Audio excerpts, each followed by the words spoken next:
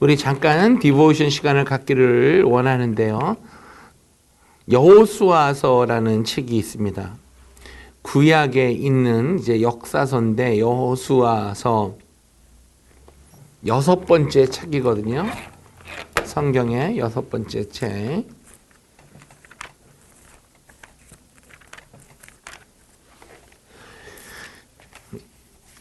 Book of Joshua라고 하죠. 여호수아서 1장의 말씀을 제가 잠시 오늘 나누기를 원합니다.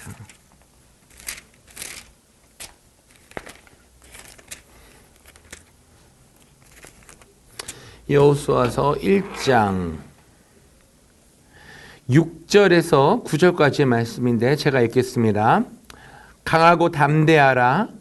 너는 하나님이 여호수아에게 말씀하시는 거야. 너는 내가 그들의 조상에게 맹세하여 그들에게 주리라 한 땅을 이 백성에게 차지하게 하리라. 오직 강하고 극히 담대하여 나의 종 모세가 내게 명령한 그 율법을 다 지켜 행하고 우러나 좌로나 치우치지 말라. 그리하면 어디로 가든지 형통하리니 이 율법책을 내 입에서 떠나지 말게 하며 주야로 그것을 묵상하여 그 안에 기록된 대로 다 지켜 행하라. 그리하면 내 길이 평탄하게 될 것이며 내가 형통하리라. 내가 너에게 명령한 것이 아니냐. 강하고 담대하라. 두려워하지 말며 놀라지 말라. 내가 어디로 가든지 내 하나님 여호와가 너와 함께 하느니라 하시니라. 아멘. 여호수아가 어떤 인물인지 혹시 기억나세요? 자슈아. 여호수아는 누구냐면 모세라는 그 이스라엘의 영적인 지도자요, 민족의 지도자였죠. 모세가 애굽에서부터 이스라엘 백성들을, 노예들을 하나님의 은혜로 해방시켜서 이집트에서 나와서 이제 가나안 땅이라는 곳을 가기 위해 광야를 이제 헤매기 시작하죠. 같이 백성들과 같이 행군하며 행진하며 같이 굶기도 하고 아프기도 하고 괴로워하고 백성과 모든 그 삶을 같이 하며 40년을 그렇게 80세의 나이에 부름을 받고 40년 동안 이스라엘 백성과 함께한 뒤에 이제 죽고 나서 누군가 지도자를 세워야 되잖아요. 이스라엘 그 백성들을 인도할. 그때에 눈이라는 사람의 아들 여호수아, 자슈아를 모세가 이스라엘 백성의 지도자로 세우게 됩니다. 그러니까 한마디로 말하면 2대 대통령이에요. 두 번째. 근데 이제 자슈아가 하나님께 기도하기를 자슈아는 한마디로 모세의 오른팔과도 같았어요. 자슈아와 그다음에 훌이라는 아주 싸움에 그 능통하고 그리고 여호수아와 갈렙, 케일럽이라는 이 두 사람은 믿음도 충만하고 어느 전쟁에 나가서든지 하여튼 목숨을 다해서 정말로 충성을 다하는 두 사람이었거든요. 근데 그 중에 한 사람 여호수아에게 이 뭐라 그럴까 리더의 자리를 물려주게 되죠. 그래서 여호수아가 자슈아가 해야 되는 일은 뭐냐면 요단강을 건너서 가나안 땅, 약속의 땅으로 들어가서 이방 민족과 싸워서 전쟁을 해서 차지해야 되는 그게 사명인 거예요. 그러면 요단강은 뭐 이렇게 생겼다고 우리가 얘기를 한다면 이스라엘이 뭐 이렇게 돼 있다 하고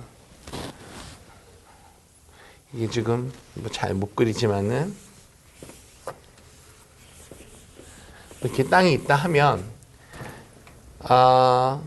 이집트란 나라는 이쪽 동네에 있어요. 여기에.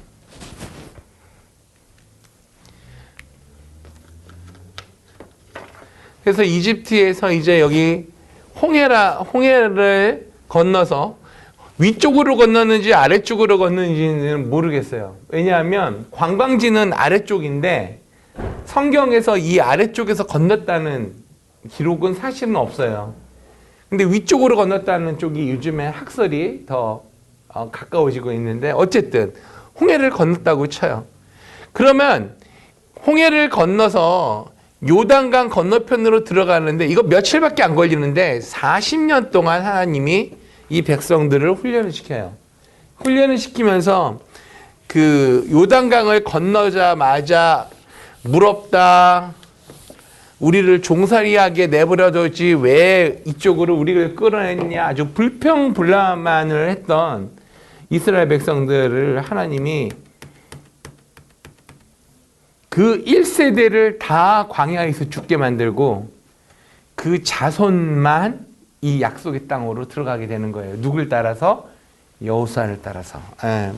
근데 그런 인물인데 제가 오늘 나누고자 하는 말은 도전과 응전이라는, 도전에 응하는 것, 피하는 게 아니라 도전과 응전이라는 그런 제목으로 잠시 은혜를 나누기를 원합니다. 우리는 은혜를 받고 예수 그리스도를 믿으면, 저도 처음엔 그랬어요. 기도만 하면 다 되는 줄 알았어요. 기도만 하면 다 돼. 그런데 그게 신앙의 초창기에는 기도만 하면 모든 게 다 돼요. 그런데 어느 정도 신앙이 성숙해 가면은 기도만 하면 다 되는 게 아니라 기도하고 말씀을 보면서 행동으로 옮겨야 돼요. 근데 성경에 보면은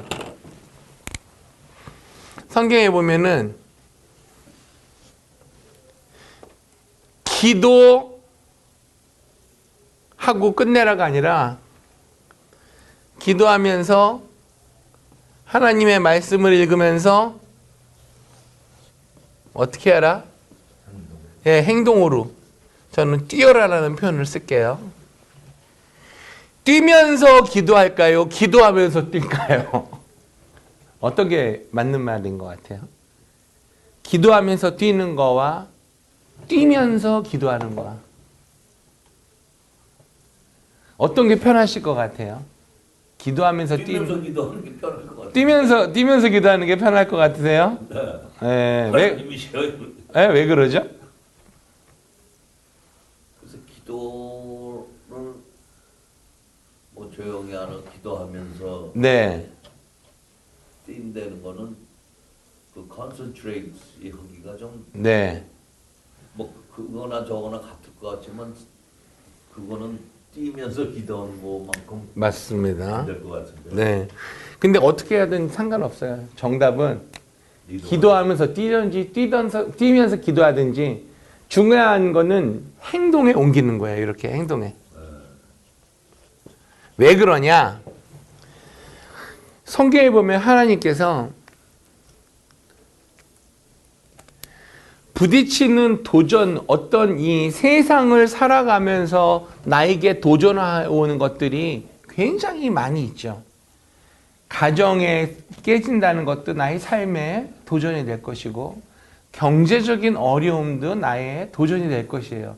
때로는 그것이 아니라 나의 존재에 대한 도전도 나와요. 나는 누구인가? 나는 어디로 와서 어디로 갈 것인가? 내가 죽으면 어떻게 될까? 그러니까 우리가 아침에 잠자고 딱 일어나서 하루 시작할 때 불안하지 않는 사람은 정말 행복한 사람이에요. 아침에 눈을 딱 떴는데 오늘 하루 참 기쁜 하루다. 오늘 하루 참 기대가 된다. 이런 사람은, 이 긍정적인 마음이 생기는 사람은 정말 믿음이 강한 사람이에요. 근데 대부분의 사람은 어떻게 시작하죠? 아, 오늘 또 피곤한 하루가 시작되겠구나. 또 직장 가서 전쟁해야 되고 일을 해야 되고 내가 또 돈을 벌어와야 되고 페이먼트 오늘까지 내야 되는 게 뭐가 있고 내일은 뭐가 있고 월말에는 뭐가 있고, 이게 수많은 나에 대한 도전이라는 거죠. 근데 그 도전을 우리가 피하면 피할수록 점점점 쌓여져 가고 그 도전은 우리가 넘지 못할 하나의 커다란 산이 돼버려서 나를 짓누르게 되는 거예요. 그런데 하나님은 그걸 원하지 않으세요. 오히려 이것을 믿음으로 극복해 나가는 거를 하나님이 원하시는 거예요. 그러니까는 예수 믿는 사람에게도 반드시 고난이 찾아오고 반드시 어려움이 있습니다. 근데 예수 안 믿는 사람은 하나님 없이 그걸 극복을 하려고 하는 거니까 얼마나 힘들겠어요. 그리고 극복하고 나서는 내가 잘나서 극복하고 내가 운이 좋아서 극복했다 하면서 하나님을 점점점 멀리하게 되는 상황으로 되죠. 그거를 성경에서는 저주받았다 그래요. 하나님으로부터 멀어져 가는 게 저주라는 거예요. 내가 아무리 부자여도 하나님으로부터 멀어져 가면 이미 심판을 받은 자로다. 심판을 받지 않는 자가 어떤 자냐? 뱅크럽시 하고 깨지고 부서지고 암덩어리 걸려서 가지고 며칠 죽을 날이 며칠 안 남았어도 내가 예수님을 믿고 영접하고 내가 천국을 가는 것을 믿습니다 하는 사람이 복되도다 말씀하세요. 왜냐하면 우리가 이 땅의 삶보다 죽고 나서의 삶이 더 크기 때문에 그래요. 우리가 잘 아는 이스라엘의 첫 번째 왕이 누구였죠? 첫 번째 왕. 네, 킹 사울이래요. 사울. 그 다음에 두 번째 왕이 누구죠? 이스라엘의 두 번째 왕. 데이빗이에요. 다윗. 사울 왕은 다윗이 이새라는 아버지의 막내 아들이에요. 형들이 다 블레셋이라는 그 민족하고 이스라엘 민족이 전쟁을 치르게 되는데 형들은 다 전쟁터 나고 얘는 막내기 때문에 양떼를 돌보고 있었어요. 집에서. 근데 이제 아버지가 야 형들 전쟁 나갔는데 평안한지 가서 좀 보고 와봐. 그리고 위문편 잔뜩 실어가지고 물하고 뭐 먹을 거 이렇게 해서 이 군대 전장에 딱 보냈는데 이 사울 왕이 거기서 이제 이스라엘 백성들이고 전쟁을 하고 있는데 이제 영화 같은 거 이렇게 보면은 어떻게 표현했냐면 이스라엘 민족들은 들고 있는 무기가 농기고 막 이런 거예요. 저쪽은 완전 전문화된 프로페셔널한 군인인데 근데 이 블레셋이란 민족의 군대 대장이 누가 나오냐면 골리앗이 나와요. 영어로 글라이앗. 골리앗이라는 애가 나오는데 우리 성경에 구척장신이라고 그랬어요. 구척장신. 한 척이 한 30 몇 센치 되지 않나요? 대충. 그러니까는 최용만보다도 한 50cm 더 큰 거예요. 거의 한 3m 정도? 그러면은 이거 뚫고 나간죠. 어마어마한 거인의 칼도 이렇게 길고 목소리는 얼마나 큰지 막 온 산천이 쩌렁쩌렁 울릴 정도의 이 사람이 나와서 이스라엘 백성들을 무시를 하며 저주를 하며 어떻게 얘기하냐면은 너희들 니네들이 섬기는 하나님은 어디냐? 어디 나를 당할 자 있으면은 나와봐. 나랑 1대1로 한판 붙자. 이제 이런 식으로 얘기하는데 너무 무서워가지고 이스라엘 왕부터 꼼짝을 못하고 전전긍긍하고 날짜만 지나가는 거예요. 그런데 소년 다윗이 자기 형들 아버지 명령 따라 위문하러 갔다가 이 장관이 블레셋 군대 장관이 나와가지고 이스라엘을 멸시하고 하나님을 모욕하는 얘기를 듣고 나서는 이 소년이 분개를 하게 되는 거예요. 분노를 하면서 어디에 할례 받지 못한 이 이방인이 그거는 한마디로 지금 표현으로 하면 이 개만도 못한 것들이 감히 우리 하나님을 이렇게 모욕을 하느냐 그러면서 사울 왕한테 가서 자기가 나가서 싸우겠다고 그러니까 코웃음을 치고 난리가 났죠. 그런데 다윗이 계속해서 내가 나가서 저 거인이랑 내가 싸우겠다고 1대1로 그러면서 설명하는 게 내가 양떼를 지키기 위해서 곰과도 싸우고 사자와도 싸우고 내 양떼를 지켰습니다. 하물며 저 할례받지 못한 이방인의 저렇게 하나님을 메시하고 이스라엘을 메시하는데 내가 나가서 싸우지 않으면 안 되겠습니다. 그러니까는 이 왕이 그래 그럼 네 맘대로 해라. 그리고 내 갑옷과 티구스 검을 줄 테니까 차고 가라. 그래서 이제 갑옷을 입고 방패를 들고 무기를 들었는데 어른 거니까 얼마나 크겠어요. 제대로 움직이지 못하고. 그러니까는 그것을 다시 왕한테 드리고 근처로 가서 조약돌, 돌멩이를 하나 주워와요. 왜냐하면 옛날에 양치기들은 끈에다가 이렇게 그 돌을 담아가지고 왜 돌팔매질 한다 그러죠. 짐승이 오면은 탁 하고 돌려가지고 그냥 던져서 짐승을 쫓아내고 그 무기를 갖고 소년이 나가는 거예요. 그러면서 이스라엘 하나님 사시는 하나님을 모욕하는 이 이방의 뭐 장관이 네가 말하는 하나님은 살아계시다 하나님이다. 이제 그러면서 이 블레셋이 보기에 3m 거인이 1m 한 60되는 애를 봤다고 생각을 해보세요. 가짜잖아요, 이만한. 그래가지고 가서 또 웃기다 그러면서 막 비아냥거리는데 다윗이 달려가면서 물맷돌로 던져버려요, 돌멩이를. 근데 그게 어디에 꽂히냐면 성경에 보면 정확히 정수리에 돌이 정확히 여기에 박혔다고 성경에 기록이 되어 있어요. 그래가지고 한 방에 여기 맞고 그냥 죽어요. 쓰러지고 다윗이 가서 그 골리앗이 쓰는 이만한 칼을 빼가지고 죽여버리죠. 그래서 그거를 보고 이스라엘 사람들이 굉장히 챌린지를 받아서 그 강력한 블레셋 군대를 그날 쓸어버리거든요. 나중에 다윗은 사울의 사위가 돼요. 그러니까 그 일을 계기로 다윗을 알게 되고 사울이 악신에 그러니까 귀신이죠. 악한 영에 굉장히 괴로움을 받으면서 아파하고 고통스러워하니까 수금을 잘 타는 다윗이 있습니다. 옛날에 그 아이가 수금을 잘 탑니다. 할프야, 할프. 그 아이를 한번 불러서 하프를 타면 악신이 떠나갈 것 같습니다. 누가 신하가 얘기를 해서 다시 이제 이 사건 이후에 궁으로 들어가서 하프를 끼는데 진짜로 악신이 떠나가는 거야. 악령이. 그 하프가 멈춰지면은 악신이 또 사울을 잡고 흔들고.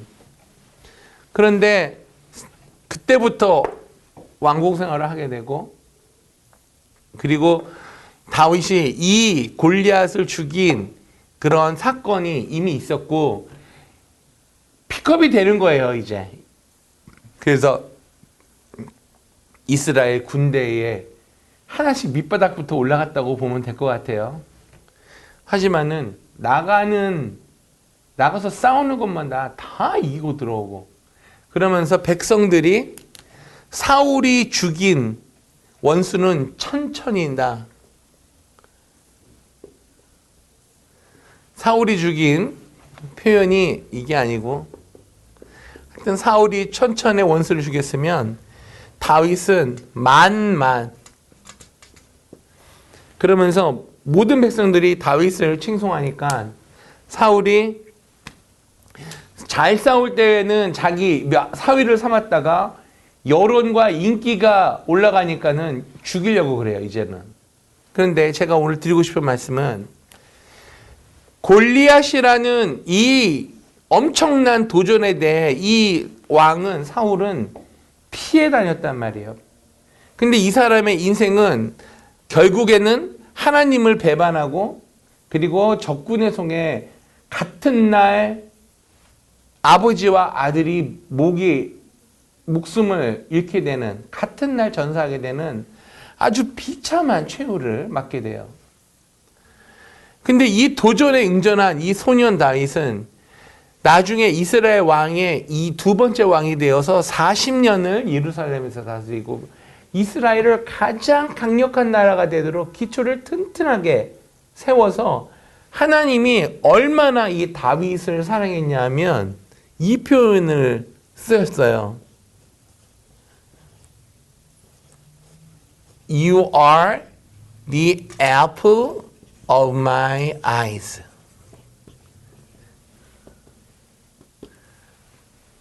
You are the apple of my eyes.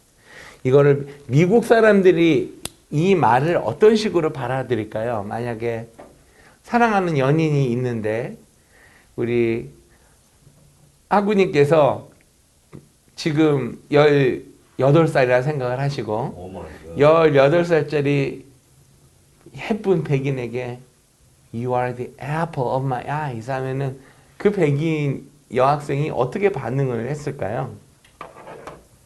Really? Really? I think so. 그러니까 그게 뭐예요? 그러니까 뭐 내 눈에 사과라는 그런 표현이 뭐냐면은 너 정말 너무 이뻐 죽겠다 그 얘기 아니에요. 성경에서는 하나님의 마음에 가장 합한 자다 그렇게 표현이 돼 있어요. 다윗에게 하나님 그 말씀을 하나님이 쓰셨어요. 유일하게 내 마음에 합한 자.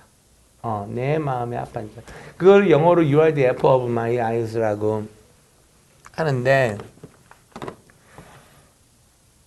우리가 사울과 다윗이 우리의 인생을 대표하는 인물들이에요. 어떤 사람은 인생이라는 거대한 도전 앞에 이것을 회피하고 도망가고 두려워하는 사람이 있는가 하면 정말 내가 가진 것은 없고 그 다음에 내가 어리고 힘들지만 하나님을 믿는 믿음으로 하나님을 믿는 믿음으로 하나님이 나와 함께 계신다. 하나님이 이 문제 해결해 줄 것이다. 그러므로 나는 예수 그리스도의 이름으로 기도하며 나간다. 정면으로 도전하는 사람에게 하나님이 이 일을 극복하게 하시는 하나님의 능력을 나타내신다는 거죠. 그래서 부딪히는 모든 도전에 대한 응전을 하는 것이 우리가 크리스천으로서 살아가는 가장 강력한 삶의 원리입니다. 성경은 오른뺨을 맞으면 예수님께서 왼뺨도 대라 그랬어요. 그렇지만 가장 강력한 사탄의 도전에 정면으로 응전하신 분이 누구예요? 예수님이에요. 왜냐? 사탄이 공중의 권세를 잡고 예수님한테 이렇게 얘기해요. 이 땅은 우리 거야. 이 사람들은 우리 거야. 우리가 이 사람들을 다 타락시키고 다 하나님으로부터 멀리하게 해서 지옥으로 다 우리가 끄집고 들어갈 거야. 그러니까 예수님이 No, that's your idea. My father has a different idea. 그러면서 I'm gonna go down for the people and then I will save it. 예수님이 그러신 거예요. 그러니까는 사탄이 웃기지 마. 세상은 다 내 거야 하면서 그렇게 예수님이 태어날 때부터 그 삶을 파괴시키려고 그렇게 도전을 많이 했죠. 그리고 결국에는 33세가 되어서 십자가에 못 박혀 죽으실 때 사탄은 우리가 완전히 승리했다라고 생각을 했을 거예요. 예수 그리스도를 십자가에 대롱대롱 매달았잖아요. 사람은. 그죠? 예수님이 여기에 맺혔으므로 사탄이 이겼다고 생각을 했는데 예수님이 죽었어야 자기네들이 승리를 하는 건데 죽은 게 아니에요. 육신은 죽었는데 영은 살아났잖아요. 부활하셨잖아요. 그래서 제자들에게 보이셨잖아요. 사람들에게도 보이고 그 다음에 승천하셨죠. 사망의 권세가 사탄의 가장 강력한 권세라고 그랬어요. authority. 근데 이게 깨지니까 사탄은 완전히 패배를 한 거죠. 그래서 부활하심으로 사망 권세가 깨졌고 승천하셔서 우리에게 누구를 보내주셨어요? 하늘로 올라가신 다음에 성령 하나님을 보내주셔가지고 이 세상에 남아있는 우리들에게 이러한 도전을 예수님이 극복한 것처럼 모든 삶의 도전을 이 성령님에 의해서 모든 십자가의 이 도전을, 인생의 도전을 극복하고 승리하라고 다 예비해 주셨어요. 다 준비해 주시고 우리에게 다 해주신 거죠. 그러니까 이러한 도전에 대해서 우리가 감히 응전을 해야 되는 겁니다. 피하는 게 아니라 우리가 챌린지를 해야 돼요. 그게 크리스천의 삶입니다.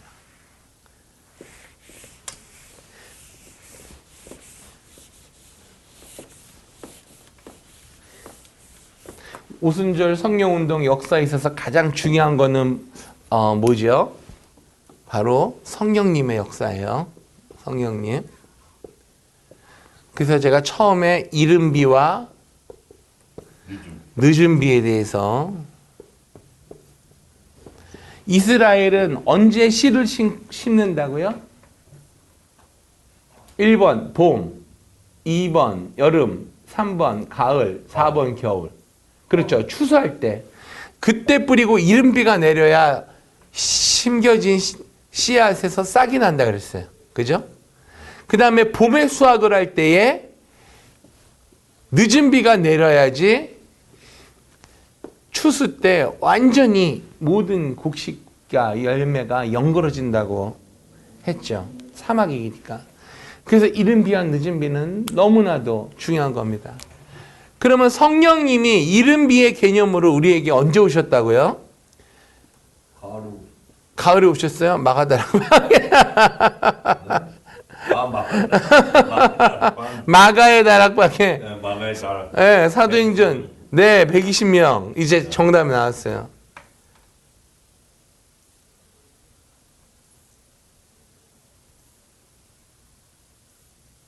그 늦은 비는 지금 우리가 이 시대에 살고 있는 거죠.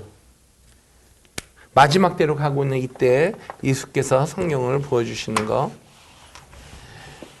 철저히 오순절 성령운동의 역사는 성령님의 역사. 우리는 하나님 아버지 있고 예수 그리스도도 있고 성경에는 우리가 연구할 게 많아요. 그리고 우리가 은혜를 받는 것도 많은데 이 펜타코스털 헤리티지는 철저하게 성령님의 역사에 포커스를 맞춰서 우리가 본다는 것을 기억하시고요. 우리가 지난 시간 이제 파워포인트를 보면서 가겠습니다.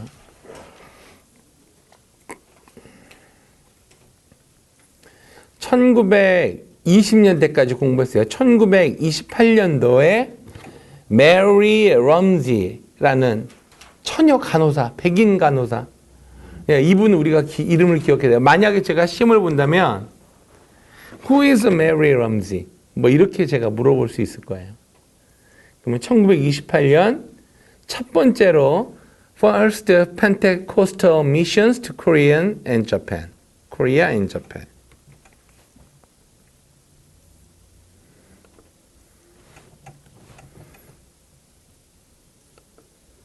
(1930년대로) 가서 한번 보겠습니다. 자, 어떤 역사가 일어났는가? 이거는 우리 미국적인 관점에서 본 거예요.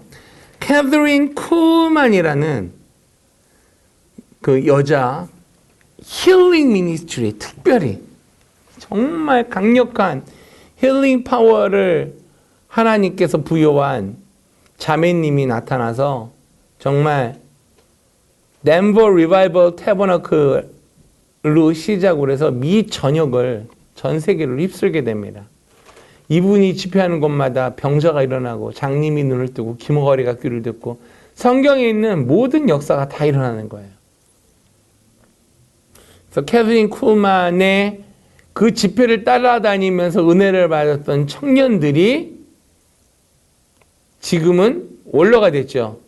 베니 힌, 케네스 코플랜드, 심지어는 비행기 조종사였던 사람이 이 캐서린 쿨만 여사의 비행기, 자가용 비행기 조종사 했던 사람도 아주 세계적인 지금 부흥가 설교가 되어 있고요.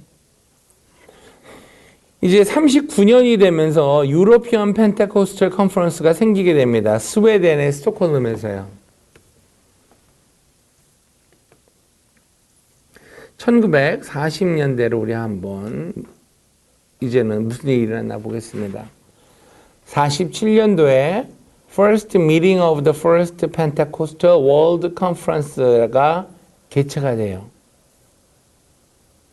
제1 오순절 성령 세계 컨퍼런스 뭐 이렇게 이름이 되겠네요.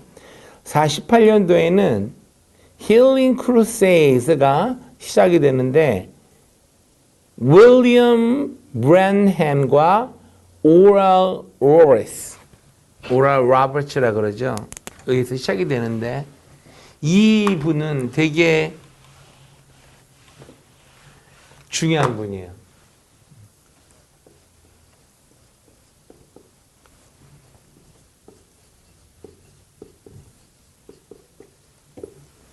오랄 로버츠 목사님은 지금 오랄 로버츠 유니버시티가 있죠. ORU가 있는데 진짜 오순절 성령 운동하는 이분은 세계적인 부흥사, 세계적으로 유명한 목회자고 하나님의 역사를 많이 일으킨 분이에요. 근데 이 오랄 로버츠 목사님으로부터 영향을 누가 제일 많이 받았냐? 조용기 목사님이 영향을 많이 받아요.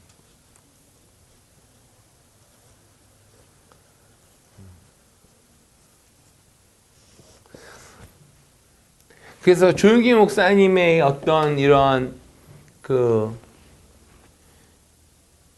목회에 영향을 준 유명한 분들이 몇 분 계세요. 첫 번째는 케네스 헤이건, 네, 레마 바이블 컬리지 설립하신 분이고요. 지금 돌아가셨어요.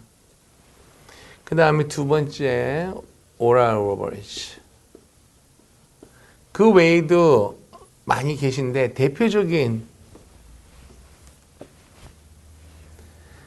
미국의 목사님들이에요. 공통점이 있어요. 이 두 분의 공통점이. 그게 뭐냐면 이 두 분의 공통점이 조용기 목사님으로 하여금 어떠한 신학적인 그러한 이해를 주셨냐 하면 축복의 복음. 네. 케네스 헤이건 목사님은 아주 특별한 간증이 있고 평생을 이단십에 시달렸던 분인데 제가 영어 이름이 케네스예요. 왜냐하면 이분 되게 제가 이렇게 좋아해요. 신학적으로 좋아하는 게 아니라 하여튼 아주 신실한 종이라고 저는 생각을 합니다. 이분이 예수님을 만나게 되는 그 간증이 재밌어요. 어느 날 늘 다니던 자기 길에 어느 젊은 노인이 집 앞에서 이렇게 앉아 있는 거예요. 그러면서 이제 그 집 앞을 맨날 우리 케네스 헤이건 이분이 케네스가 지나가면서 그분과 인사를 하게 되고 그분과 이제는 대화를 나누면서 얘기도 나누고 이제 그런 친숙한 관계가 됐어요. 그래서 매일 앉아서 얘기하고 담소하고 얘기 듣고 하는데 얘기가 너무 재밌는 거예요. 그래서 그걸 몇 년을 했어요. 근데 어느 날부턴가 그분이 안 보인 거예요. 그래가지고 이상하다 주위 사람들한테 물어봤더니 여기에는 그런 사람이 안 산다는 거예요. 깜짝 놀랐는데 알고 봤더니 그 사람이 얘기해 준 게 성경 얘기예요. 성경. 그러니까 여기서 이 케네스 헤이건 이 청년이 거기서 성경을 읽는 그 눈이 밝아졌고 이해가 밝아졌고 그 노인과의 대화를 통해서 그분이 예수님이었구나 깨닫게 되고 복음을 증거하기 시작해요. 이 인물에 대해서는 자세하게 우리가 보려면은 하여튼 구글 인터넷 치면은 위키피디아에 잘 나와 있을 거예요. 근데 어쨌든 우리 오순절 역사에서 굉장히 중요한 두 분입니다. 축복의 복음은 뭐냐? 제가 오늘도 어느 모교의 설교를 복음방송을 통해서 들으면서 온 건데, 지금 우리 강단 교회의 목사님들의 설교에 특히 이민교회라고 제가 좀 하고 싶어요. 이민교회의 대부분이 장로교가 많아요. 장로교가 많고, 그 설교에 공통점이 있어요. 공통점이 있는 게 뭐냐면, 첫 번째, 가르침이 강해요. 목사님들이 성경을 가지고. 그러니까 가르침을 하다 보니까는 뭐가 많이 돼요? 말씀으로 들이대면서 정죄가 많이 되죠. 당신 죄인이야. 그러니까는 우리가 일주일에 한 번 교회 가가지고 하나님 말씀으로 혼나고만 와. 비릿다 혼만 나. 정죄하면서 여기 야단치고 호통하고. 근데 성경에는 이러한 정죄하고 야단하고 호통치는 것만 있는 게 아니에요. 성경의 내용을 보면 예수님이 우리를 얼마나 사랑하는지에 대한 내용이 더 많아요. 그리고 예수님이 사랑뿐만이 아니라 예수님이 우리의 정말 유일한 절대적인 absolute hope라는 그 내용이 더 많아요. 그런데 아마 퍼센테이지로 따지면 이렇게 하는 교회가 한 80%는 넘지 않을까 생각해요. 개인적인 생각이에요. 예수님의 사랑과 희망의 예수님을 전하는 교회가 몇 개나 되겠냐고요. 오버타임 하면서 죽도록 일하고, 정말 어떤 분들은 토요일까지 일하고 교회에 옷 한 번, 일주일에 한 번 꺼내서 양복 입고, 어떤 분들은 편하지만 그래도 깨끗한 옷 입고 교회에 갔는데, 비릿다 하는 설교가 전부 다 너 죽일 놈이야, 너 나쁜 놈이야. 우리가 성경을 가지고 목사님한테 들이대 보세요. 그러면서 펼쳐서, 목사님 이러지 않았어요? 이러지 않았어요? 이러지 않았어요? 이러지 않았어요? 성경에 율법이 몇 개가 있냐면은 613개가 있어요. 613개. 그 중에 하지 마라가 365가지거든요. 그러면 이게 한번 빼보죠. 그러면은 365개는 하지 말아요. 그러니까 하나님이 싫어하신다는 거죠. 그리고 248개 율법은 행하라. 그러니까 하지 마라 안에 모두가 들어가겠어요? 간음하지 말라, 바람피지 말라, 도둑질하지 말라, 살인 저지르지 말라, 이런 하지 말라가 365가지. 하라가 248가지? 제 기억으로는 그래요. 갑자기 가물가물하네. 그런데 제가 드리고 싶은 말씀은 어쨌든 613가지 율법을 가지고 들이대면 이 세상에 이 율법에 안 걸리는 자, 이 율법을 제대로 지킨 자 한 명도 없다고 이 성경이 얘기해요. 완벽한 사람 아무도 없어요. 목사도 마찬가지예요. 목사님들도. 신부님들도 마찬가지예요. 왜? 우리는 죄인이기 때문에. 교황도 마찬가지예요.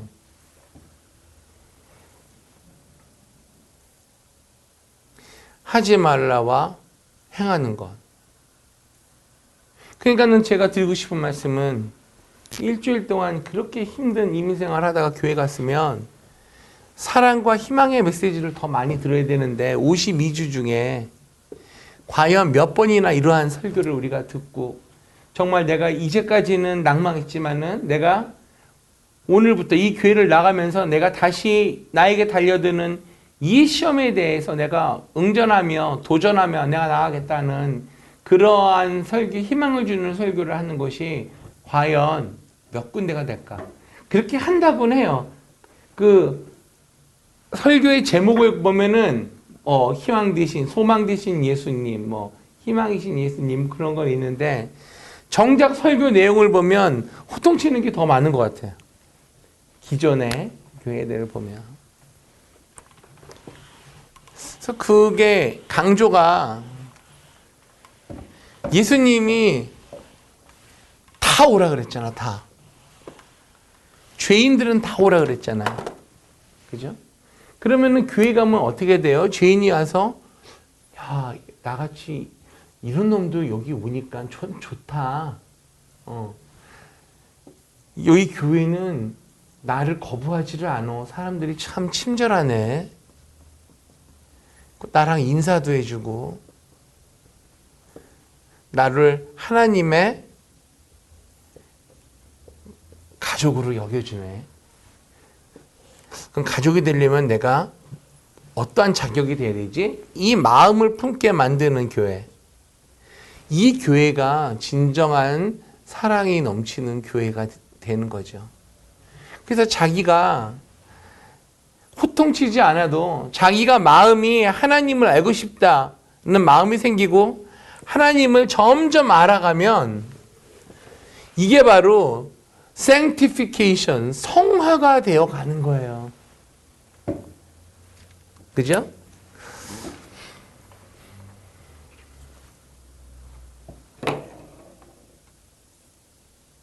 그래서 우리의 신앙은 이렇게 살아있는 신앙이 되어야 됩니다. 죽어있는 신앙은 안 돼요.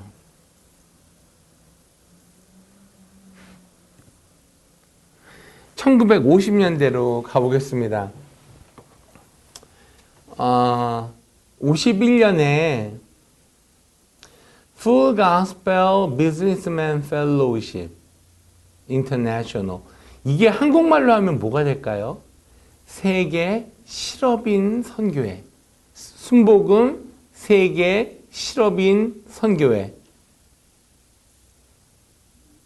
돼요. 데모스 샤카리안이라는 사람에 의해서 LA에서 이러한 단체가 조직이 됩니다. 이들이 아주 큰 일을 하게 돼요. 교회는 달라도 비즈니스맨들이 모여가지고 기도하면서 아주 다른 사람이 감당하지 못하는 그런 일들을 이때부터 하게 됩니다. 그래서 한국의 실업인 선교회가 생기게 돼요. 또 조영기 목사님에 의해서.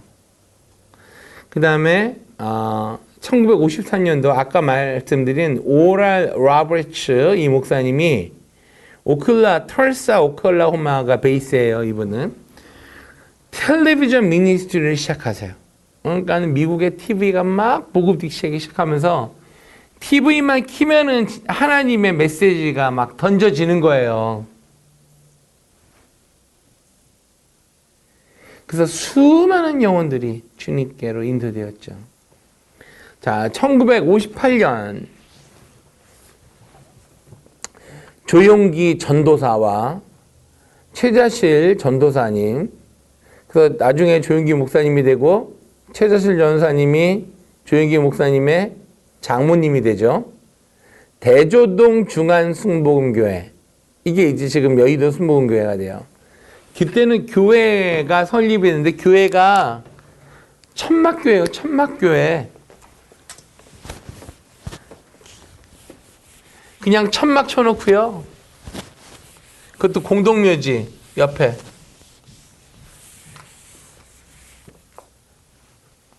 천막 쳐놓고 조용기 목사님이 여기서 설교하면 강대상이 있어야 되는데 강대상이 없으니까는 사과박스 올려놓고 성도는 5명. 왜 5명이냐?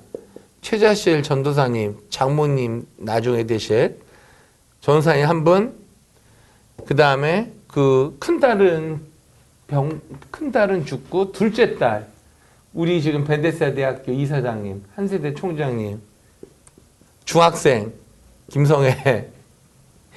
김성애 씨가 조영규 씨하고 어떻게 관계되는 거예요? 네? 김성애 씨가 부부인데요? 부부인데요? 네. 여기 조용기 전도사님. 그 다음에 남동생 둘, 하나 김성수, 김성광. 아마 이럴 거예요. 장인어른 어디 가셨을까? 김성희예요. 김성해. 우리 지금 이사장님이에요. 이 학교에 재단 이사장님, 한 세대 총장님. 이때 중학생이었어요. 조전도사님은 20대 후반이었죠 벌써. 그리고 한 명 이제 맨 처음에는 아마 4명이었을 거야. 그러다가 나중에 누가 하여튼 북들고 나가서 토요일마다 전도했으니까 이 두 분이 최자씨 전도사님하고 조용기 전도사님하고 이거 유튜브에 보면 이거 영화 있어요. 영화로도 나왔어요. 아주 나 그거 보고 되게 은혜 받았어. 그 나는 할렐루야 아줌마였다라는 책을 보면 요 시대의 역사가 잘 나와 있어요. 이 최자실 전도사님은 시작은 간호원 그 완전 일제 강점기 시대 때 여자분이? 네, 여자분이 간호원으로 돼서 이제 피난 내려와서 산후조리원, 산모들 아기 받아내고 하는 그걸로 돈을 어마어마하게 벌어요. 그리고 원래 어머니는 평생 바느질만 하는 진짜 전형적인 한국 어머니상 가난하게 살면서 왜냐? 아버지 얼굴을 제대로 못 봐. 이 최자실 이 자매가 어렸을 때는 왜 그런지도 몰랐어요. 근데 아버지 돌아가시고 나서 이유를 알았어요. 그게 뭐냐면 아버지가 중국에서 광복군, 독립군 활동하는 그 사람들한테 자금을 전달해주고 하는 독립운동가였던 거예요. 그랬는데 이제 어느 마을에 부흥회가 열리는데 자기가 가서 친구가 가자 그래서 갔다가 성령을 받고 그 다음 날은 어머니 데려가서 예수 믿고 성령 받고 하여튼 그렇게 돼서 나오는데 나중에 그 6.25 전쟁을 겪으면서 하여튼 피난 내려와서 그 간호원 그걸 뭐라 그러죠? 조산소라 그러나? 조산원. 네, 조산원.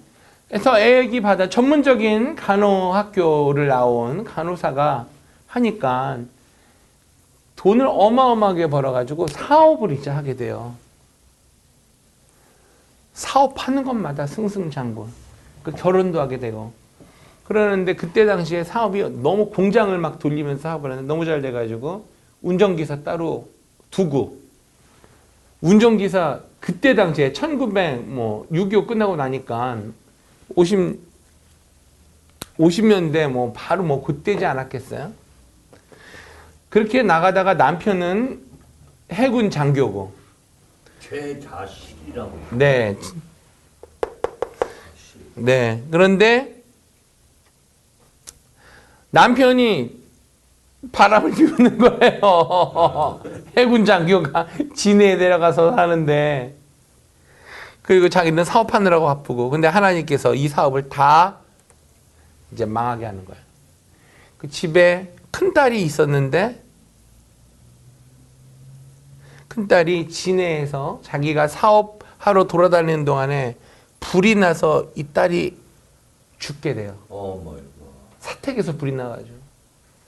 그리고 나온 딸이 김성애, 아들이 김성수, 김성광인데.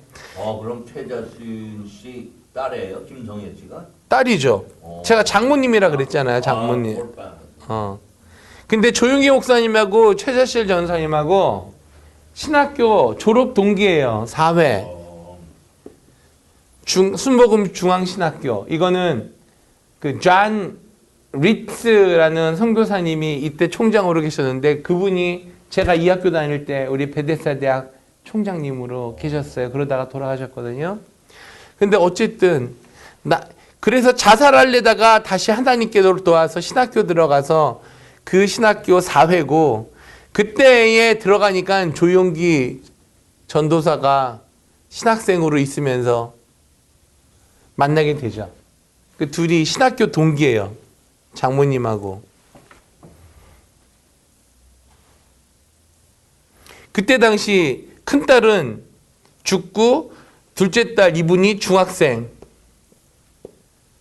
그러니까 엄마가 이제 아버지하고 별거를 하면서 애들은 내버려 두고 공동묘지에 와가지고 천박교회 하면서 개척하고 죽을러 갔다가 하나님 다시 만나고 사명 깨닫고 신학교 들어가서 고생 죽도록 하고 그러다가 공동묘지에다 천막 세우고 교회를 시작하고 그래가지고 전도에 오는 사람들마다 다 귀신 들린 자 그리고 전부 다 몇 대째 내려오는 무당 이런 사람들한테 예수 그리스도 이름으로 기도하고 그 다음에 죽을 병에 걸린 사람들, 암에 걸린 사람들, 간질병 걸린 사람들 기도하고 하면서 이 사람들이 병이 떠나가는 역사가 일어나니까는 이 천막으로 하나씩 모이기 시작하는데 맨 처음에 시작은 조용희 전사님이 미국 유학 가기 전에 잠깐만 와서 설교만 해달라고 그렇게 시작을 한 거예요.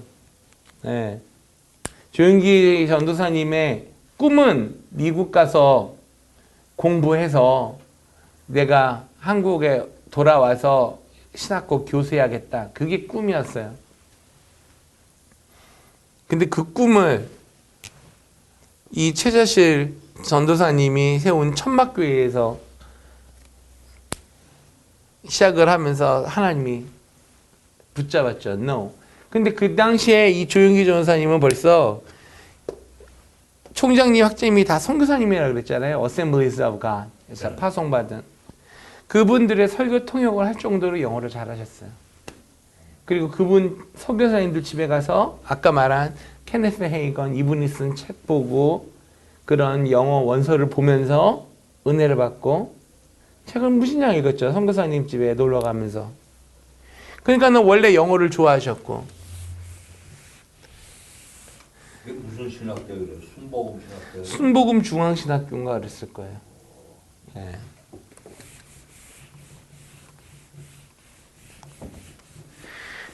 그래가지고 조용희 목사님이 직접 그런 얘기를 했어요. 최자실 전사님이 기도하다가 그러니까 조용희 목사님이 열이 펄펄 신학교 기숙사에서 열이 펄펄 끓는 가운데 누워서 신음하고 있으니까 신학교 하여튼 어느 교수님이었나 봐요. 최자실 전사님 가서 기도 좀 해달라고 우리 조용기 학생이 지금 열이 너무 심하게 나서 죽을 것 같다고. 근데 거기 가서 이제 기도해 주는데 하나님이 이 사람이 너의 사위가 될 것이다. 그 음성을 들려줘요. 그 자기는 그렇게 믿고 기도하는데 나중에 조용기 전사님한테도 그렇게 얘기를 하죠. 그러니까 조용기 전사님이 그러면 그 따님 얼굴 좀 볼 수 있을까요? 그러니까는 알겠다고. 근데 그때는 이 바람난 남편과 별거하고 애들은 여기 진해에 다 맡겨놓은 상태에서 혼자 고생하고 있던 때거든요. 근데 이 아이들이 진해에서 세상에 3남매가 올라온 거예요. 엄마 찾아. 엄마랑 살겠다고. 그래서 이제 평상시 얘기한 딸이 왔다니까 궁금할 거 아니에요. 그래서 딱 만났는데 이거는 처녀인 줄 알았더니 처녀가 아니라 그 최 전도사님한테 그랬대요. 목사님이. 아니 전도사님이 어디서 알을 데리고 와가지고 시집을 하겠다고. 내가 몇 년을 더 기다려야 되는데. 근데 걔 올라와서 단칸방에 살면서 애들 셋이 누우니까 최 전사님 잘 데가 없는 거예요. 네, 그래서 앉아서 그때부터 밤새 기도하기 시작하는 거예요. 몇 년을 지독해요. 제가 40일 동안 작정해서 새벽 기도를 작년에인가 제가 했어요.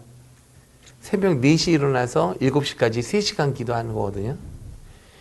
이것도 진짜 힘들어요. 정말로 힘들어서 못하겠더라고요. 근데 어떻게 앉아서 밤새도록 기도하셨나. 그것도 10몇 년인가 그렇게 이걸 들었어요. 그럼 그렇게 잠 안 자고 어떻게 살아요? 그러니까 와. 하나님의 은혜로 살았죠. 그래서 이 최자실 전도사님이 기도하는 것마다 귀신이 떠나가고 병마가 나가고 예수 안 믿는 사람이 예수 믿는 역사가 일어나고 성령께서 그렇게 많이 역사를 하셨죠. 이거는 이제 순복음 교회를 이해하기 위한 백그라운드 설명이에요. 그러면 이제 우리 조용기 목사님, 이분 출생지가 울산인가? 하여튼 울산 포항 이쪽 동네예요. 근데 이제 이분이 부산에서 학교를 다니시고 성동실업고등학교. 하여튼 고등학교를 집안이 너무 가난해가지고 하여튼 공공가 실업고등학교인가 하여튼 인문계는 아니야. 그걸 다니고 있었는데 너무 몸이 약했어요. 이 학생 조용기는. 그런데 그게 왜냐면 못 먹어서 가난하고 그러다가 폐병에 걸려요. 고등학교 때. 옛날에 폐병만. 네. 그래가지고 병원에서도 죽을 날만 기다려야 된다. 그러는데 이름도 안 나와요. 어느 소녀가 폐병에 걸려서 앓고 있는 이 조용기 학생을 찾아가요. 그래가지고 복음을 전해요.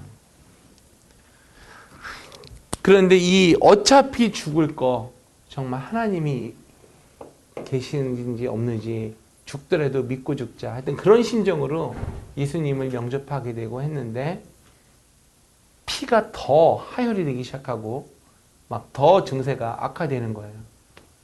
그랬는데 그때의 모든 병균이 다 나가고 하나님이 치료해 주시죠. 그래서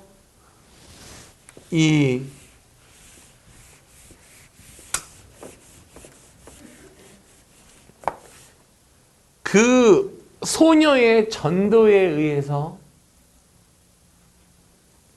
예수님을 영접하고 폐병이 낫고 신학교를 올라와서 최자실 전도사 자기는 20살인데 이 40대 후반에 그 전도사님을 만나서 이 전도사 자기가 학생 회장을 할 때인데 조용기 목사님이 우리 전도사님은 전도부장을 해주세요. 뭐 맨날 예수 구원 믿습니다. 예수 천당하고 다니니까. 그래가지고 학생과 학생회장과 전도부장으로 같이 전도하고 다니면서 관계를 하다가 천막교회를 지어놓고 와서 설교 좀 해달라고 한 게 평생 사역으로 가게 되는 거죠. 네. 그때 조용기 목사님 뭐 아버지 예수 안 믿을 때고 조용기 목사님 형제들 조용찬, 조용목, 조용찬 뭐 다 예수 안 믿을 때예요. 지금은 다 몇몇 명 이상 교회 하고 계시고 신학교 학장님으로 계시고 그러지만 그리고 이쪽 사이드도 최자실 목사님 남편도 나중엔 진해에서 올라서 회개하고 올라와서 예수 믿고 회개하고 자기 딸 결혼식 때 하여튼 기도를 그렇게 했다고 그러셨던 걸로 제가 기억해요. 아버지 없는 딸 시집 보낼 수가 있겠습니까? 하나님 보내주세요 했는데 진짜로 하여튼 어쨌든 그날 이후로 그분도 은혜 받고 이제 목사님까지 되죠. 장로님 되셨다가. 그런데 시작은 굉장히 미약했죠. 이 여의도 순복음교회 교회라고도 할 수 없는 천막에서 밑에다 가만히 깔고 진짜 사과박스 올려놓고 거기다 성경을 놓고 설교하기 시작했다는 거예요. 근데 그때 조용기 목사님이 5명을 앉혀놓고 설교를 할 때 500명이 있다고 생각을 하고 준비를 하고 500명 앞에서 설교를 한다고 믿음을 가지고 그 꿈이 이루어질 것을 바라면서 설교를 했다는 거예요. 세상적으로 볼 때는 그 미친 짓이죠. 미친 거죠. 5명 앞에 앉아 있는데 500명이 들릴 정도로 하면 그때 마이크도 없었을 텐데 얼마나 큰 소리로 했겠어요. 가뜩이나 말도 빠른데, 그리고 경상도 사투리에 말 알아듣기 되게 힘들어요. 근데 바로 그 부분, 첫 번째는 나는 지금 500명 앞에서 설교를 한다. 그러니까 거기에 대한 준비를 얼마나 했어요? 그 꿈을 가졌죠. 그리고 하나님이 500명의 성도를 보내실 것을 믿고 입으로 선포를 하게 됩니다. 그래서 조영희 목사님이 한 40여 년 목회하신 뒤에 이때 당시에는 오중복음과 삼중축복을 강조를 하셨어요. 복습해보죠. 자, 이제 오중복음 첫 번째 뭐죠? 재림, 자, 재림의 복음 네 번째. 첫 번째가 뭐예요? 예수님은 구원자시다. 예. 구원의 복음. 아까 다 그것처럼 돼 있죠. 네. 이거 학기 말에는 줄줄줄 나오셔야 돼요. 다음 시간에는. 중생의 복음. 그 다음 두 번째.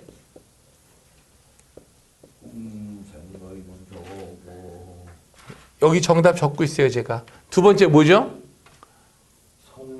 성령의 복음. 구원받고 성령 받아야 된다. 세 번째. 신유. 병 고침 받는다, 우리는. 예수님이 저가 채찍에 맞음으로 우리가 나음을 입었다. 성경 이사야에서 그렇게 말씀하시거든요. 예수님이 채찍에 맞음으로 우리의 병을 대신 짊어 주셨거든요. 그리고 아까 말한 다시 오실 예수님, 재림의 복음. 다섯 번째가 뭐라고요? 그래서 축복이요. 네, 맞습니다. 네.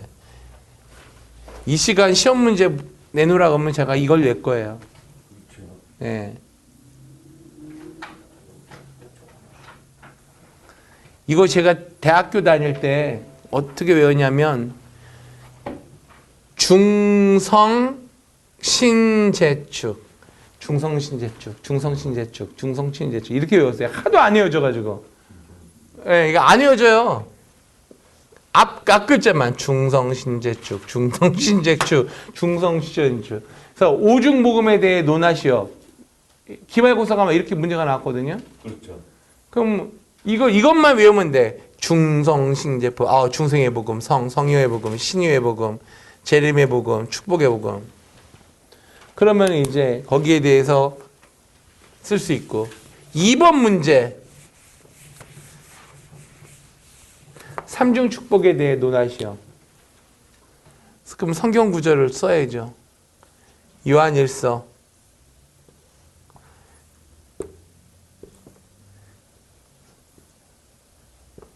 사랑하는 자여, 내 영혼이 잘된 같이 범사에 잘되고 강건하기를 내가 축복하노라. 첫 번째, 삼중 축복 뭐가 잘 돼요? 영혼 유관이에요. 네. 영혼이 잘 되고, 두 번째. 그거는 세 번째 나와요. 아니요. 잘 보세요. 영혼이 잘 된 같이 범사가 잘 되고, 범사. 네. 세 번째, 강건케 되는. 이게 6이죠. 강건케 되는 축복. 영과 혼, 영혼이 잘 되고, 우리의 범사가 잘 되고, 그리고 강건케 되는 축복. 그래서 이게 2번 문제예요. 그래서 이렇게 30여 년 넘게 사역하시다가 개념을, 이거를 본인의 신학으로 개념으로 만든 게 바로 4차원의 영성이에요. 4차원의 영성에 대해 논하시오. 이게 3번 문제예요. 자, 4차원의 영성 뭐죠?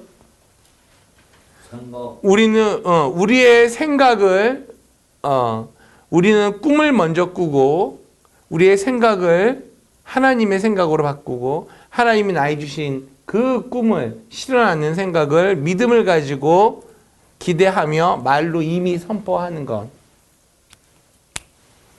생각을 바꾸고 꿈을 꾸고 믿음을 갖고 말로 선포하는 것. 뭐를요? 성령 하나님께서 우리에게 우리의 마음에 주신 그러한 소망을 바라고 원하는 바를 생각하고 그렇게 될 줄을 믿고 꿈을 꾸고 믿음을 가지고 이미 이루어졌다고 말로 선포하는 거죠. 그러니까는 상식적인 사람이 보기엔 미쳤다고 하는 거죠. 예, 맞아요. 우리는 예수에 미친 사람들이에요. 그래서 오중복음, 삼중축복, 4차원 영성. 이게 연결이 되는 거예요. 그래서 차에 뭐 나오셨죠? 네? 4차에 언 4차원의 영성. 디멘션. 4차원의 네. 영성. 네, 다이멘션.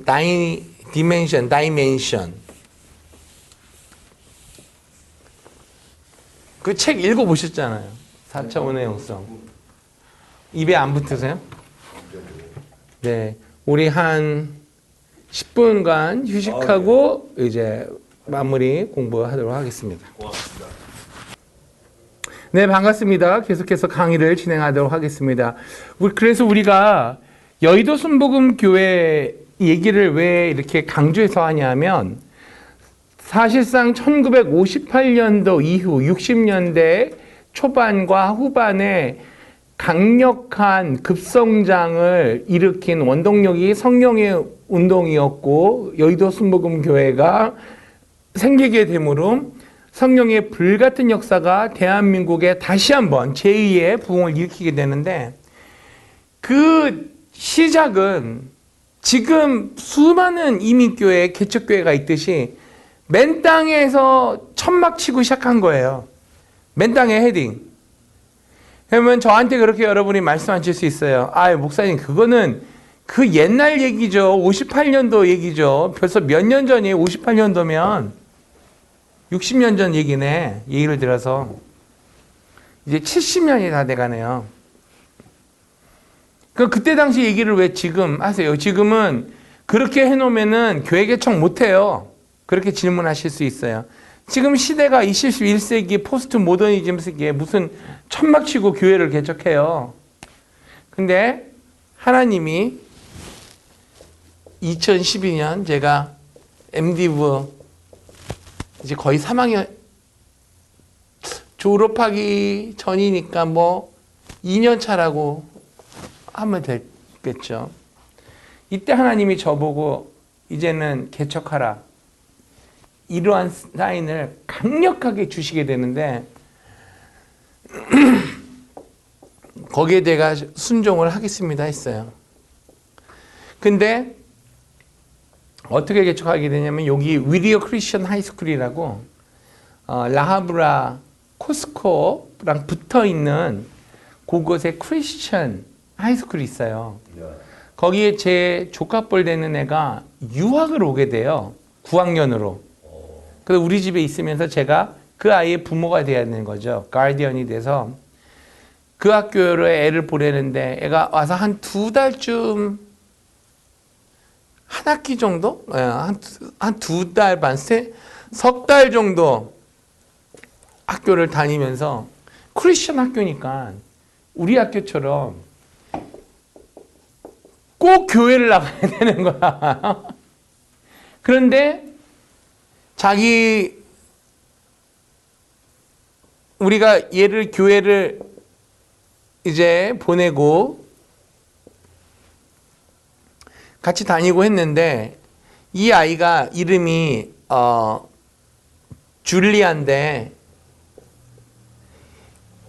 얘가 한 학기가 끝나니까 할 때쯤에 저한테 무슨 얘기를 하냐 하면 목사님 우리 학교 애들이 제 친구가 3명이 있는데 얘네들이 다 교회 안 나가요. 근데 우리 학교는 교회를 다녀야 되거든요. 목사님이 이 아이들 라이드만 해주시면 우리끼리 예배 드리면 안 되나요? 목사님이 설교하시고 그 제안을 하게 돼요. 이 9학년짜리 5명 여학생 제가 기도했죠. 하나님 이거 개척을 해야 됩니까? 하나님이 해라 마라 그 얘기를 하시는 게 아니라 뭐라고 말씀하시냐면 저한테 감동을 주시는 게 내가 천하보다 귀한 영혼, 천하하고 바꿀 수 없는 귀한 영혼 5명을 너한테 지금 맡기려고 하는데 너는 어떻게 생각하니? 그렇게 저한테 오히려 물어보시는 거예요. 제가 순종했죠. 그래서 12월 첫째 주에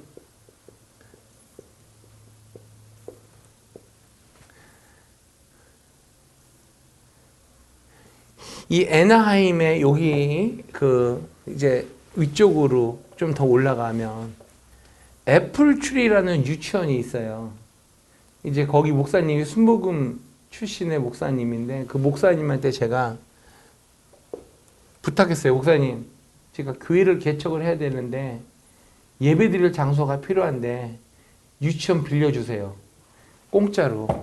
그냥 유치원 주일날 유치원 애들 애프터스쿨 하는 그 좁은데 근데 이 목사님이 그래야지 박 목사님 개척하는데 그러니까 얼떨결에 대답을 해버린 거예요. 그래가지고 12월 첫째 주에 거기서 제가 개척 예배 창립 예배를 이 학생들 5명을 데리고 했어요. 우리 집사람하고 애는 딴 교회 다니고 있어요. 제가 사임하기 전까지 교육자로 사르게 받고 그러니까 우리 집사람이 얼마나 말렸는지 몰라요. 진짜 기도했니 당신? 진짜 응답 받았니? 예. 진짜니? 계속 물어봐요. 그래서 개척하라는 음성은 2011년도에 제가 프리칭 라이센스를 따면서 하나님이 이때 제 다리를 수술하게 하셨어요. 아주 큰 수술. 태어나서 처음 하는 수술. 병명이 아니라 증세죠. 컴파트먼트 신드롬. 이 무슨 병인지 아세요? 한국말로 구역 증후군. 말로도 모르겠다. 네, 증세가 방울뱀한테 방울뱀한테 물렸을 때 나타나는 그 증세가 제 다리에 난 거예요.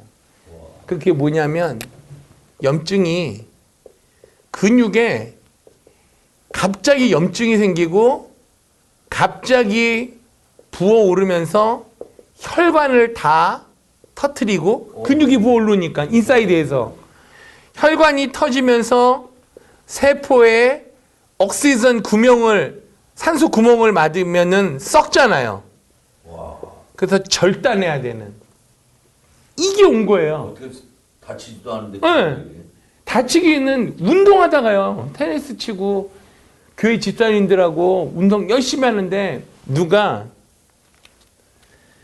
쇠 뭉치로 제 뒤꿈치 아킬레스건 있는 데를 이 종아리를 꽝 때리는 것 같더라고요. 어느 순간에 갑자기 공을 받아 치려는데 그래서 이상하다 해가지고 잠깐만요 하고 그냥 앉아있으면 근육 경련이나 뭐 이런 거 줄 알았어요. 이건주는 이게 뭔지도 몰랐고 꿈에도 몰랐는데 제가 좀 일찍 집에 가야 되겠어요. 그래서 8시에 7시 반쯤에 이게 일어나가지고 휴식하는데 아니야 이거 계속 아픈 거예요. 그리고 이게 부어요. 집에 왔죠. 집에 와서 타이레놀을 먹었어요. 그리고 기도하고 하나님 제가 다리가 왜 이렇게 아프죠? 근데 통증이 잠깐 없어지다가 더 심해지는 거예요. 제가 새벽 3시에 그때 애나임 힐스 살 때인데 3시에 집사람을 깨워서 유언같이 말을 하고 내가 지금 이머전시 갖게 하고 UCI 이머전시로 가요. 집사람은 황당한 거죠. 이 사람이 지금 무슨 얘기하나? 나 죽을지도 모르겠어 하면서 응급실로 간다니까 이 남자가 나가서 실컷 놀다 들어오더니 운동하고 지금 뭔 소리 하는 거야 그랬는데 제가 병원에 가서도 이 증세를 아는 응급실에 레지던트 닥터들이 보통 보잖아요. 아무도 없는 거예요. 이유를 모르는 거야. 내가 너무 아프다고 하니까는 몰핀을 놔주더라고요. 그 정도로 아팠던 거예요.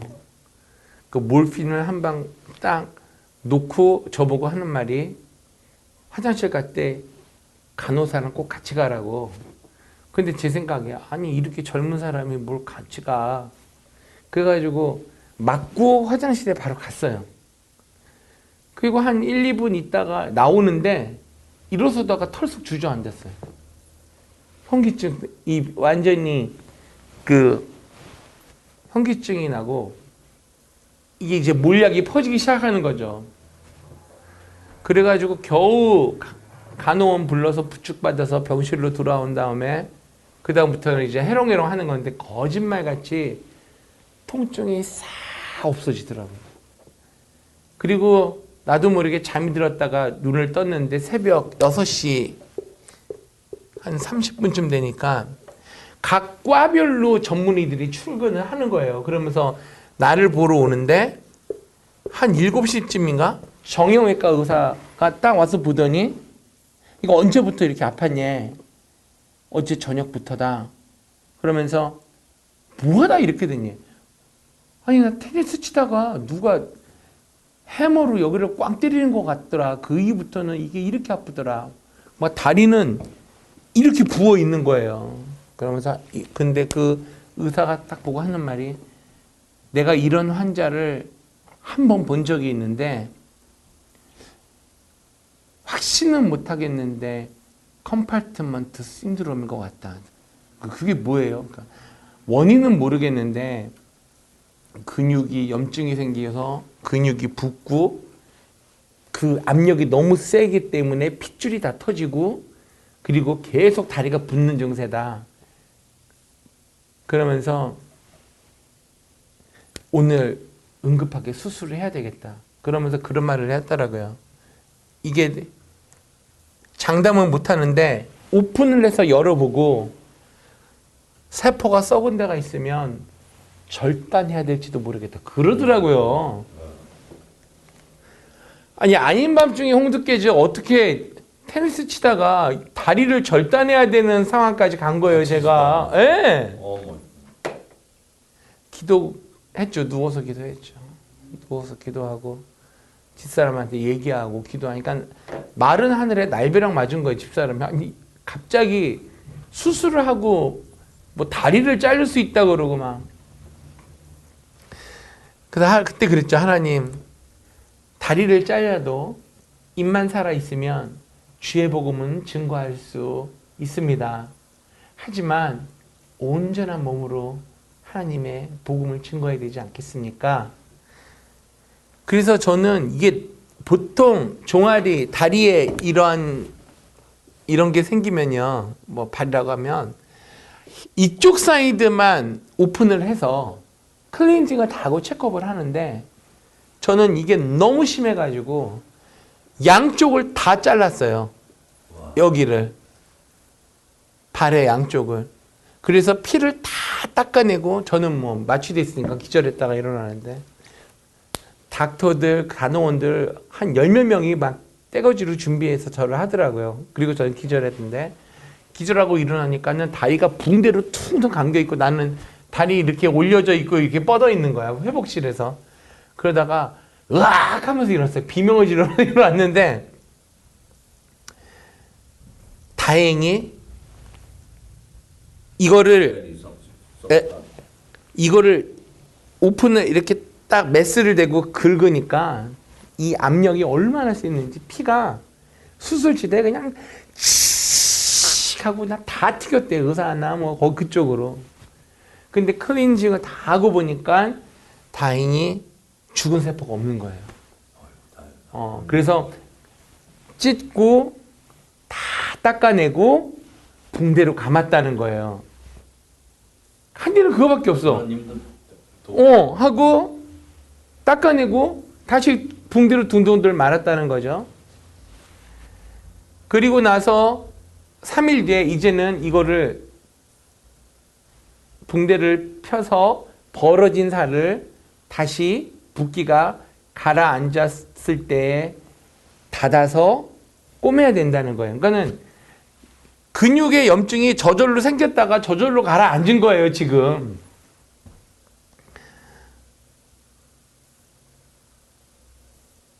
또 수술을 해야 되는 거지. 근데 다리 안 잘랐다는 게 너무 감사한 거죠. 뭐 수술 더 해도 되죠. 그런데 그 얘기를 하는 거예요, 이번에는. 너무 크게 벌어지면 이게 피부가 안 당겨진다는 거예요. 그러면은 엉덩이 살을 떼어서 이식을 해야 된다. 이건 또 무슨 소린가? 하나님 살려주세요. 근데 다행히 그 껍질이 당겨졌어요. 피부가 당겨져서 인사이드는 손으로 꼬맸고 아웃사이드는 스테이플로 아웃사이드는 했어요. 그 물어보니까 인사이드는 피부가 연해서 스테이플로 하면 안 되고 아웃사이드는 피부가 질겨서 해도 된다고 스테이플로 찍어놓은 거예요. 그러니까는 이것도 이제 한 달이나 넘게 있다가 풀르니까 그게 내 눈에 보이는 거예요. 기가 막히더라고요. 내 다리에 스테이플이 막 찍혀 있으니까. 근데 그거를 이제 보조하는 간호사가 옆에서 보고 있고, 이제 RN이 아닌 그 간호 보조하는 애가 이제 그거를 뜯어내는 거를 이제 하는데, 이 자매님이 벌벌벌벌 떨더라고요. 이게 얼마나 이게 흉악했으면. 근데 제가 이 말씀을 왜 드리냐면, 하나님이 저에게 그 사례비 받으면서 그 교회에 거의 담임 목사님의 오른팔로 모든 행정과 그 다음에 목회와 찬양을 제가 다 관장하는 그 포지션에 있었어요. 한마디로 목사도 아닌데 전도사가, 수석 전도사. 그러니까 목사가 있어도 저만큼 경력이 없는 거예요. 제가 목회만 17년 경험이니까 이미 교회에서. 그러니까 이 세 가지를 목회 행정 그리고 목회 실습, 찬양 인도 이거를 할 사람이 없는 거예요. 그때 당시에. 그래서 제가 이거를 이제 하고 싼값에 이거 하는 거죠. 인건비는 싸지, 전도사니까.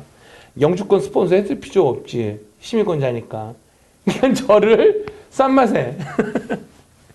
근데 제가 다리가 이렇게 딱 절단이 나면서 하나님이 내가 너 그만두라고 했잖아. 이래도 안 그만둘래? 그 사인을 제가 깨달았죠. 이게 2011년도였고 2011년도 가을에 이 사건이 난 다음에 목발 짚고 학교로 왔죠.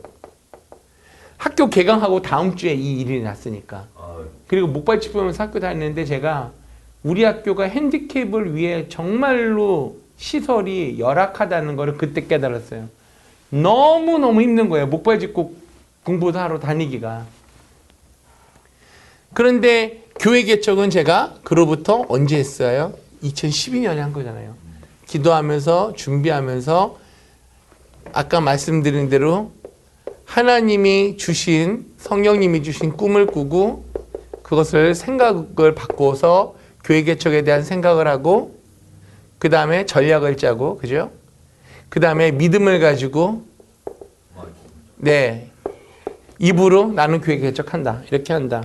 4차원의 영성의 원리를 가지고 교회 개척 준비를 했죠.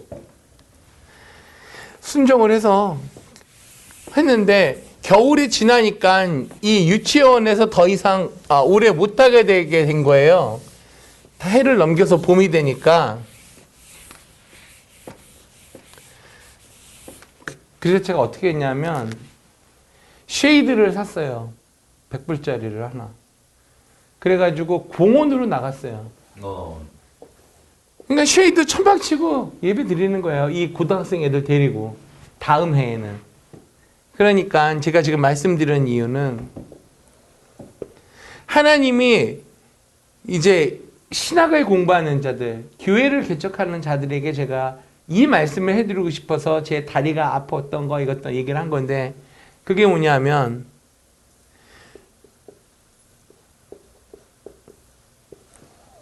복음을 전하는 데 있어서는 환경이 중요한 게 아니에요. 건물이 중요한 게 아니고요. 주차장이 중요한 게 아니에요. 미국의 급성장한 20개 교회에 보면은 첫 번째, 주차장이 넓어야 된다. 그리고 편안하고 안락해야 성도들이 온다. 막 이런 얘기를 먼저 해요. 근데 그 전에 복음은 everywhere, anywhere, any place에서 전해야 된다는 이 열정만 있으면 하나님이 그 열정을 보시고 나머지를 채워주세요. 그래서 제가 우리 교회 이름이 원래는 애플트리 유스 미니스트리였는데 왜냐하면 애플트리 유치원에서 시작했으니까 이거를 먼저 개척을 했어요. 여기서 5명 데리고 여학생 헌금 5불이 안 나와요. 한 사람이 1불씩도 못 내는 경우가 많아요. 근데 학생이니까 그러니까 아니라 헌금은 1불 내고 먹는 건 20불짜리 사 먹어요. 있는 건 돈밖에 없어요. 사립학교 다니는 애들인데. 아유. 네.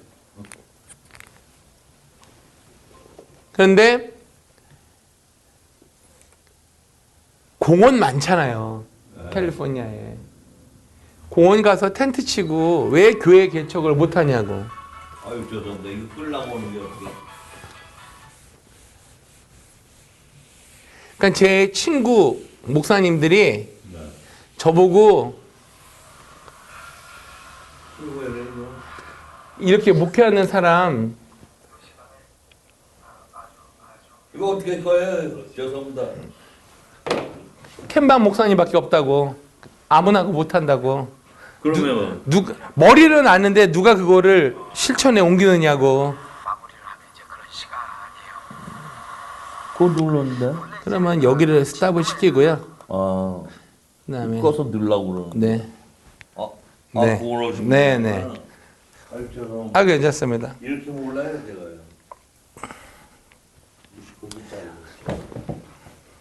그래서 제가 지금 네. 그럼 사비가 좀 들어가셨겠네. 좀이 아니라 많이 들어가죠. 아니 그래도 어쨌든 간에 애들을 먹여야 될 거 아니에요. 그러니까 우리는 맨날 바베큐죠. 네, 맨날 매주 바베큐. 공원에서 날 좋겠다. 전부 잔디 받치고. 좀 부르시지. 네, 거기가 어디냐면 랄프 클락 파크라고요. 여기는 입장료를 차 한 대당 5불씩 내요. 주차값인가요? 제가 왜 이걸 했냐면 깨끗하고 돈을 받으니까 넓어요. 그 장소가 항상 한산하고 잔디가 잘 깔려 있고 호수도 있고 놀이터도 있고. 그러니까는 항상 우리는 푸른 초장에서 예배를 드리는 거예요. 야, 환상이네. 근데 그 5명이 다 한국 사람이에요? 아니면 네. 한국 사람이에요? 2세, 1세, 1.5세. 그러니까 2세, 1.5세들. 한국 사람이 아니네. 이제 한국 사람 유학생인 애들이 3분의 2. 네. 뭐 그 정도. 여기서 태어난 애가 2명. 3명은 유학생. 지금은 UTI, 텍사스 어스틴에 있는 의대 가서 공부하고, 한 애는 라스베가스 호텔경영학과 들어가서 공부하고, 하나는 또 한국으로 나가서 대학 들어가고, 다 아주 훌륭하게 예쁘게 잘 컸어요. 아주 신앙 안에서 참 잘 컸어요. 하나님을 만났죠, 얘네들이. 저랑 같이 있는 동안에. 얘네들이 이 5명 중에 1명을 데리고 지금의 교회도 제가 개척을 하게 돼요.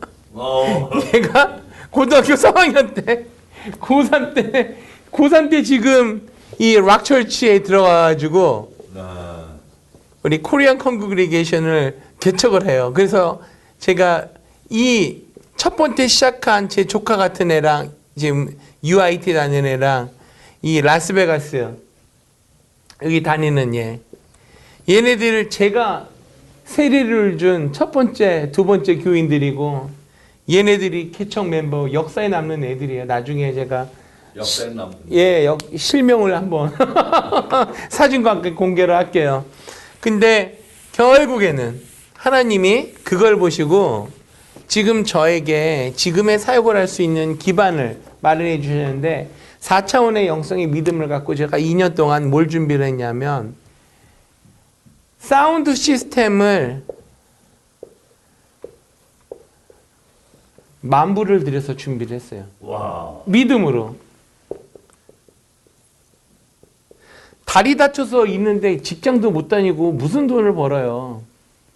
기도하면서 세상에 이거를 외상으로 아는 집사님한테 얘기해서 스피커 2개에 앰프 3개에 그 스피커 4개구나. 4개 앰프 그다음에 믹서 다 해가지고 만불인데 엄청 좋은 건데 어마어마하게 좋아요. 그냥 괜히 좋은 게 아니라 굉장히 좋은 거예요. 그래서 이걸 가지고 제가 2년 동안 페이먼트를 갚았어요. 어떻게 갚았는지 저도 모르겠어요. 집사람한테 돈 달라서 갚은 적은 없는 것 같아요.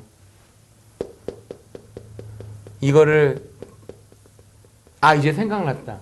학교에서 론 받은 거 그거 집에 안 갖다 주고 받을 때마다 2년에 2,500불씩 그러니까 1년에 5,000불씩 갚았네. 론 받은 걸로. 근데 이 시스템을 갖고 제가 하나님이 건물을 주셨을 때 이걸 들어가서 제가 설치를 하고 딱 했을 때 모든 찬양하는 사람들이 우리 교회에 와서 악기만 꽂으면 될 수 있게끔 시스템을 제가 좀 해놨거든요. 와. 연주하는 사람들이 오면 너무 좋아하죠. 그러니까는 음악하는 사람들이 와서 하나님 찬양하고 할 때 딱 우리 교회 오면은 진짜 이 교회는 너무 은혜가 넘치는 곳이다. 정말 여기서 찬양하고 싶다는 마음이 들 정도로 한 거죠. 이거 믿음으로 한 거죠. 믿음.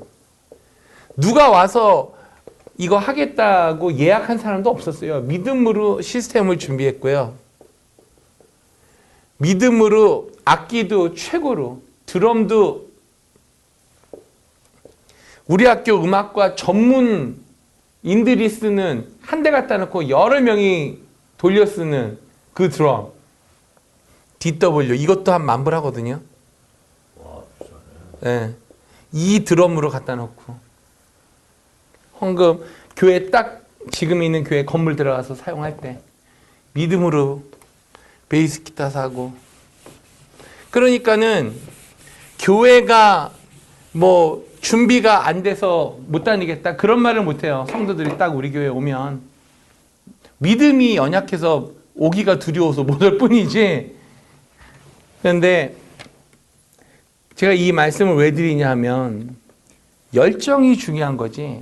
내가 4차원의 영성으로 3차원의 현실 세계를 내가 성령님을 의지하고 하나님을 의지함으로 이 도전에 응전을 해서 극복하는 게 중요한 거지 환경이 중요한 게 아니라는 거예요. 영혼을 살리는 데 있어서는 내가 어떠한 마음을 품고 있느냐가 중요한 거죠. 근데 제가 안타까운 거는 요즘 설교 말씀 잘 들어보세요. 우리 전도에서 한 명을 살려냅시다. 우리 선교합시다. 그리고 우리가 성령 충만하게 정말 행복하게 살아갑시다. 그런 설교 듣기가 힘든 시대에 살고 있어요. 그 대신 어떤 설교예요? 당신 이런 죄 지었죠? 이런 죄 지었죠? 회개해야 됩니다. 십자가의 주님만 바라봐야 됩니다. 아니 십자가의 주님을 바라본 다음에 액션으로 들어가지 않을까요? 도전에 응전하는 액션을 하지 않을까? 그 액션을 하는데도 오른뺨을 때리면 왼뺨을 들이대면서 가야 됩니다. 그거를 모든 것에 그렇게 적용을 하는 거예요. 근데 성경은 그게 아니에요. 때로는 악한 원수가 공격을 할 때는 예수의 이름으로 당당히 맞서 싸우라고 하는 적도 있어요. 사탄이 오른밤 따린다고 왼뺨을 갖다 댄다는 건 그거는 해석을 엉망으로 하는 거죠. 근데 그런 설교가 판치는 시대에 살고 있다는 거죠. 네. 절대로 예수님은 우리에게 희망을 얘기했지 율법을 얘기하지 않았습니다.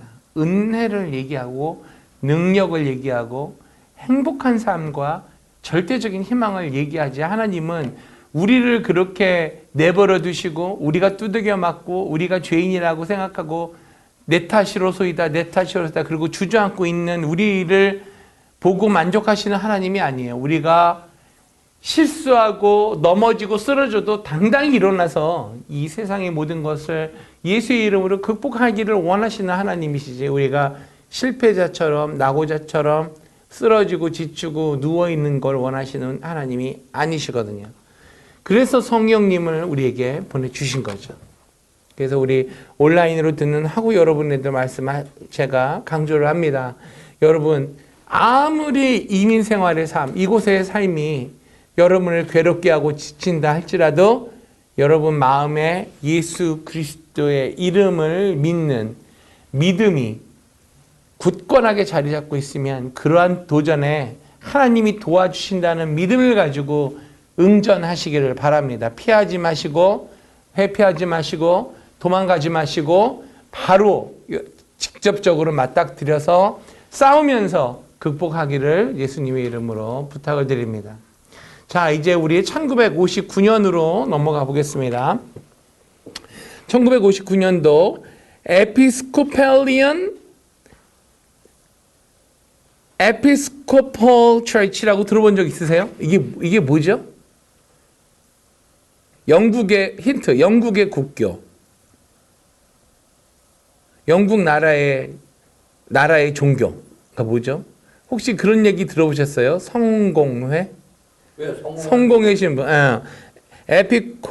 에피스코폴리언 성공회 교인인 데니스 베넷이라는 분이 벤나이스 캘리포니아에서 방언 말함의 역사가 나타나기 시작했어요.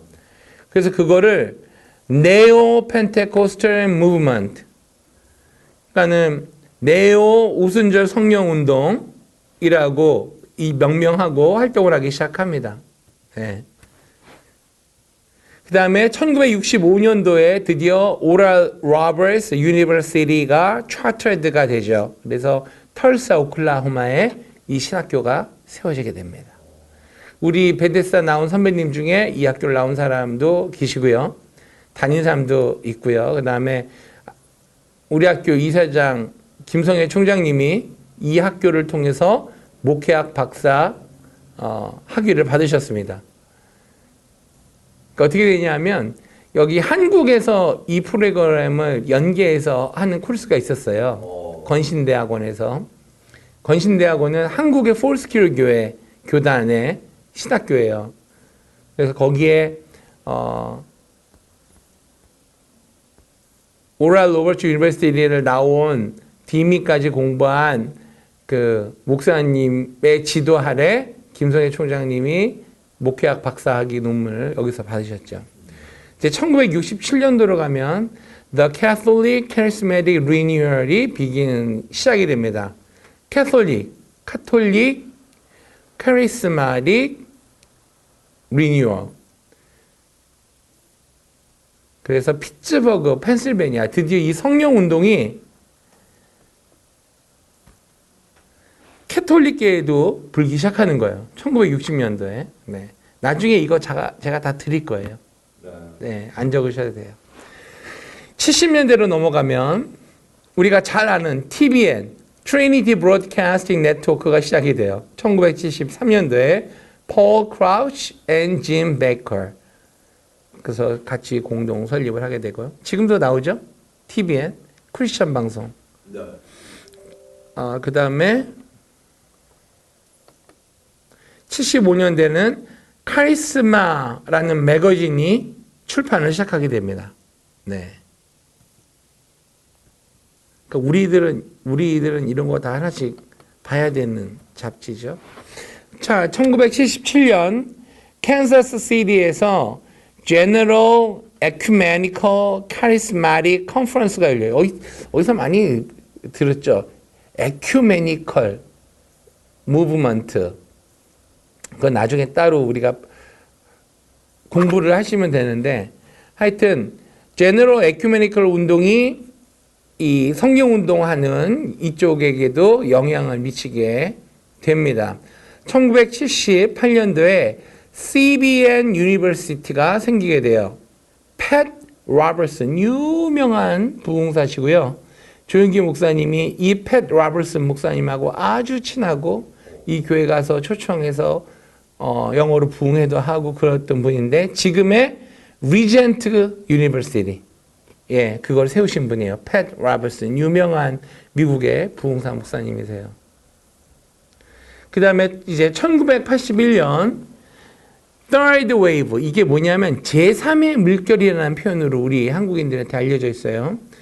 풀러 신학교의 존 윈버가 누구냐면 애나임 힐스의 윈야드 처치를 개척해서 세우고 윈야드 무브먼트라는 것을 함으로 1980년도부터 전 세계를 휩쓰는 찬양과 능력 목회를 한 사람이에요.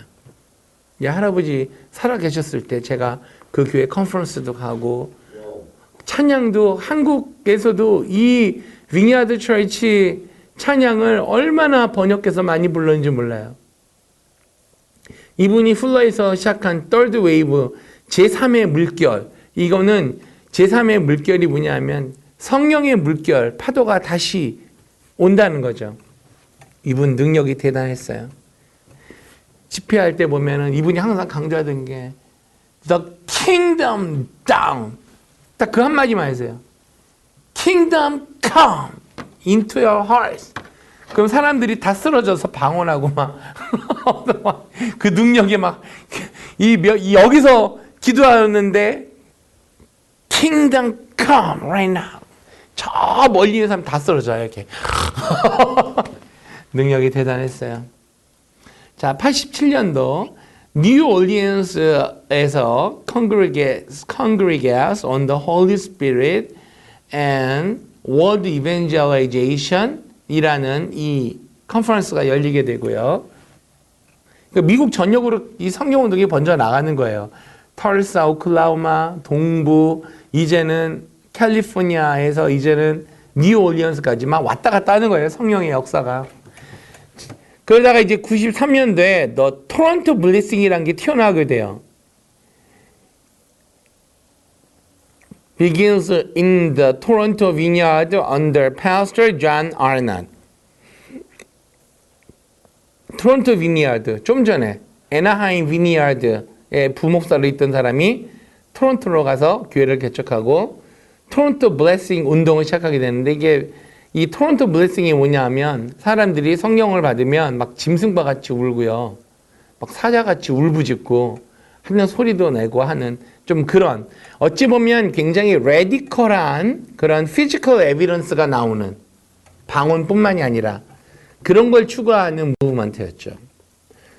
그러니까 2년 뒤에 이제 드디어 펜사콜라, 플로리다의 리바이벌이 시작이 됩니다.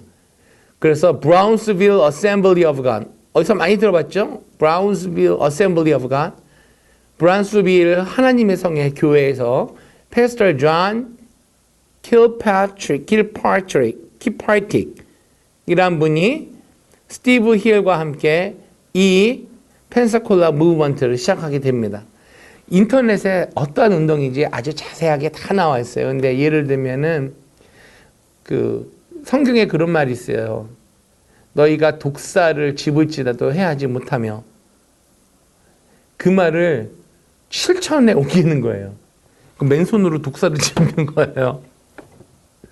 근데 집다가 이제 물려서 난리가 날 때도 있죠. 이제 이 주사기를 갖고 해독제 바로 놓고, 하여튼 믿음이 대단한 것 같아요.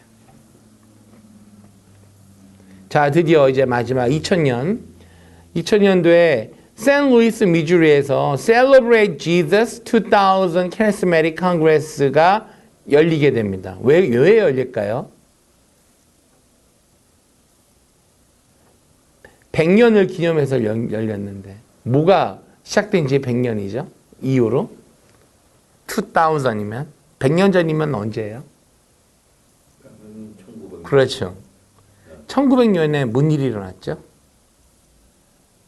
힌트, 캔사스. 그래서 두 번째 힌트는 찰스 파함 목사님. 세 번째는 베델 신학교. 또 힌트는 과제물. 성령이 지금도 역사하시나. 그랬더니 학생들이 성령 받으니까 방언을 하던데요. 그래서 네, 신학교 교수가 그러면 우리도 기도하자. 그러면은 성령님이 지금 계시다면 방언을 줄 것이 아니겠느냐. 교수는 못 받고 오스만이라는 자매님한테 먼저 성령이 쾅 임했죠. 1900년 자정에 땡. 그 사건. 네. 그거 끝난 지 100년 됐으니까 기념하는 거예요. 뭐냐? 펜테코스탈 센테니얼 셀러브레이션이 토페카 캔사스에서 열렸다는 거죠. 100년을 기념해서. 2001에는 오순절 성령 세계 컨퍼런스가 LA에서 열리게 됩니다. 네. 그래서 이제 역사는 2000년도에서 이제 끝나게 2001년도에서 끝나지만 왜 그러냐? 이 책이 그때까지의 사건을 만들었기 때문에 100년 성령운동 역사 이거를 제가 시대별로 요약을 한 거예요. 지난 시간하고 이번 시간에. 그러니까는 이 한 권을 2시간 동안 지금 배운 거죠. 네, 중요한 사건. 그러니까 여기에 나오는 인물들을 따로 하나씩 이제 공부해 가는 게 대학원 가서 하실 일이에요. 네, 네. 여기 지금은 제너럴하게 이렇게 보고요. 그 사람 하나하나의 사건, 하나하나 그 연도에 어떤 일이 일어났나? 그렇게 보는 거. 그래서 이분이 빈슨 사이난이라고 오순절 성령운동 하는 사람은 기도하고 하느라고 학자들이 별로 없어요. 박사 공부한 사람 별로 없어요. 근데 이분이 이제 우리 오순절 성령운동 중에 굉장히 유명한 그나마 있는 학자, 책도 많이 쓰고 한 분인데 이분이 아까 말한 리젠트 칼리지 팻 로버츠 목사님이 세운 학교의 학장님이셨어요. 총장. 이분이 쓴 책이에요. 이것 말고도 오순절 성령운동에 대해서 쓴 책이 많이 있어요. 우리 오순절 성령운동하는 순복음 목사들이나 우리 이쪽 어셈블리스 오브 갓이나 폴스큐어 쪽에서는 이분의 책을 굉장히 많이 읽어요. 빈슨 사이난, 그 다음에 데이튼, 뭐 이런 분들. 또 동양 사람, 중국 사람이지만 마원석 박사님, 중국 사람인데 영어를 잘하죠. 그런 분들 공부를 많이 해줘. 2000년부터 2017년까지는 그럼 무슨 일이 일어났을까?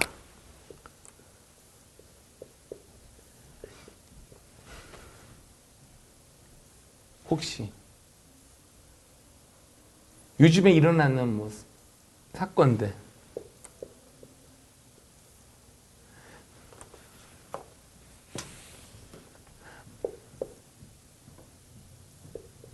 이런 얘기 들어보셨어요? Emerging Church. Emerging Church를 Missional Church라고도 표현을 해요. 학문적으로. 학자들이 그렇게 이름을 갖다 붙였어. 그리고 한 예로 모자이크 철치가 있어요. 모자이크 철치. 예를 들면 이머징 철치는 뭐냐면 백인들 교회 목사님들이 이제 이 운동을 많이 일으켰는데 뭐냐면 전통의 형식에 대한 파괴예요. 그러니까는 성경에서 말하는 본질적인 것만 지키고 비본질적인 것은 과감하게 탈피하고 21세기 포스트 모더니즘 시대에 사는 사람들에게 교회를 따분하고 지겹고 잠오고 그런 공간이 아니라 정말로 하나님이 살아계시고 그리고 교회에 전자올기는 있는 게 아니라 현대적인 악기로 연주가 되고 찬양이 되고 음악이 있고 모든 시설이 정말로 안락하고 편안하게 되고 극장식 스타일로도 얼마든지 예배 드릴 수 있다. 완전 그런 예를 들면 그런 비본질적인 것에 완전한 변화를 일으키고 본질적인 것만 강조를 해서 지키고 있는 교회를 말해요. 본질적인 게 뭐죠? 교회의 주인은 예수 그리스도시다. 우리는 성부, 성자, 성령 하나님을 믿는다. 그 다음에 기도가 있고 말씀이 있다. 찬양이 있고 그리고 우리는 서로 사랑하며 형제 안에서 교제를 나눈다. 그리고 우리는 전도한다. 이것만 포커스를 하는 거예요. 그래서 창고 빌려서 극장식 교회가 나오기 시작하는 거죠. 조명도 세상 극장처럼 하고 미디어도 영상도 막 틀어대고 연극도 하게 되고. 왜 그렇게 했느냐? 세상이 사람들을 그걸로 다 홀리게 만들어버리는 시대에 살기 때문에 교회가 훨씬 더 강력한 메시지를 이 방법을 통해서 전달을 하는 거예요.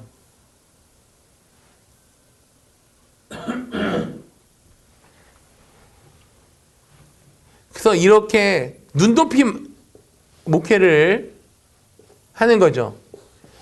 우리가 전도할 대상이 어떠한 문화적인 그 상태에 있는가, 레벨에 있는가를 보고 접근하는 거.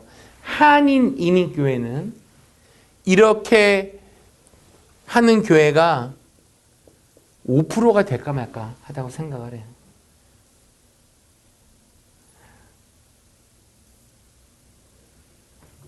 극단적으로 말해서 교회 장의자라고 그러는데 교회 의자, 우리 셰플실에 있는 그런 의자, 그런 거를 아직도 고수하는 교회가 많거든요. 근데 이런 이머징 처치나 미셔널 처치, 선교적 교회, 이거를 지향하는 교회를 가면은 그런 의자 아니에요. 항상 무법을 채워요.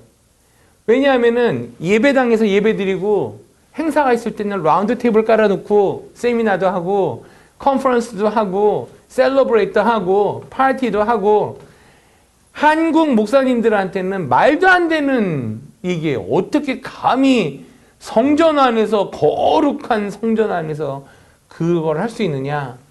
그러니까 그거는 그분들의 믿음이고, 그게 본질적인 거에 들어가 있나요? 거룩한 성전에서 뭐. 그러니까는 이머징 처치, 미셔널 처치에 대한 부정적인 시각이 한국 분들, 목사님들 아직도 많아요. 근데 우리 교회는 철저히 이 원칙에 따라가고 있어요. 현대의 교회를 다녀본 적이 없는 사람들의 눈높이에 맞춰서 사역을 하는 거죠.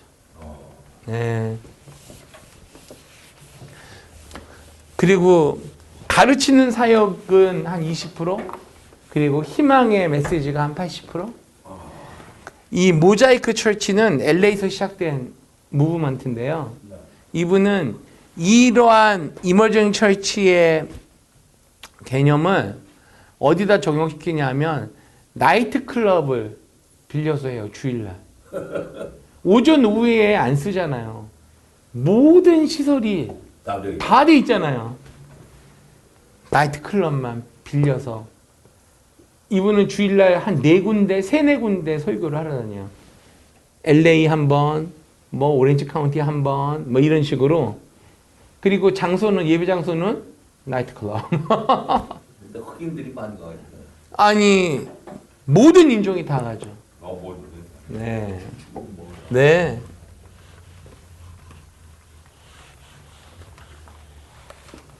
근데 이것만 옳다라고 제가 말은 못 하겠어요.